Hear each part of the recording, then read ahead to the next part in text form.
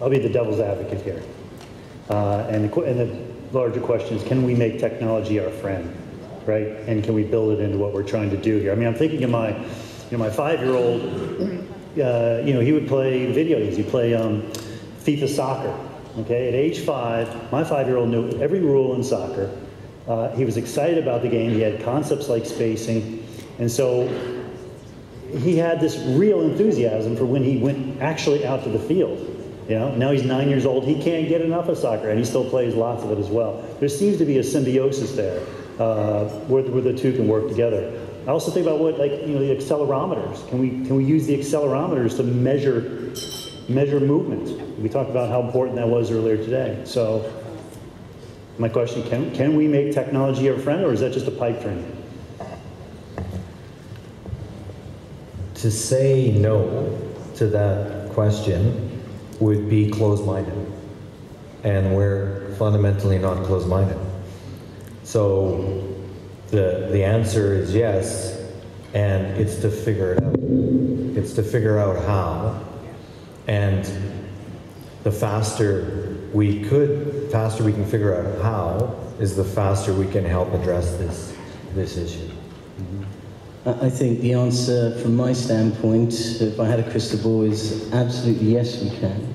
I think increasingly the technology is coming to the fore that allows people to learn increasingly and with greater speed about themselves. And the idea of individualized monitoring, both through the formative years as well as for the adults, it will be technology that will surpass our wildest dreams, where the smartphones or the smart gadget wrapped in smart clothing of the future will allow us to know more about ourselves and our performance, whether it's performance in general life or performance in sport, to ever increasing levels. And I think there is a great market and a great interest to learn about oneself, whether you're comparing yourself to someone else or just understanding how you're doing.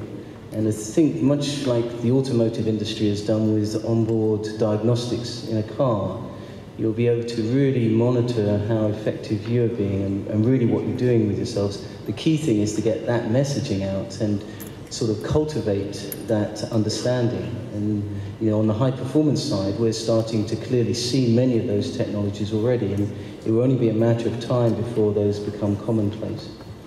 Okay. Actually, Richard provided some solutions already. A few years ago, he was using a slide, a tree about 50 meters tall. And on the side of one of the branches, there is a computer.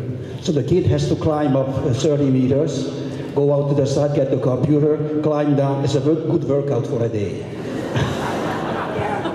And I just add that if we're looking towards technological solutions, we have to be very, very careful that we don't just increase the divide between the haves and the have-nots, because therein lies a huge problem for us in the future.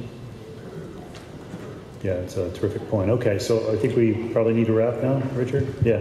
All right, well, thank you very much. If you have any other questions?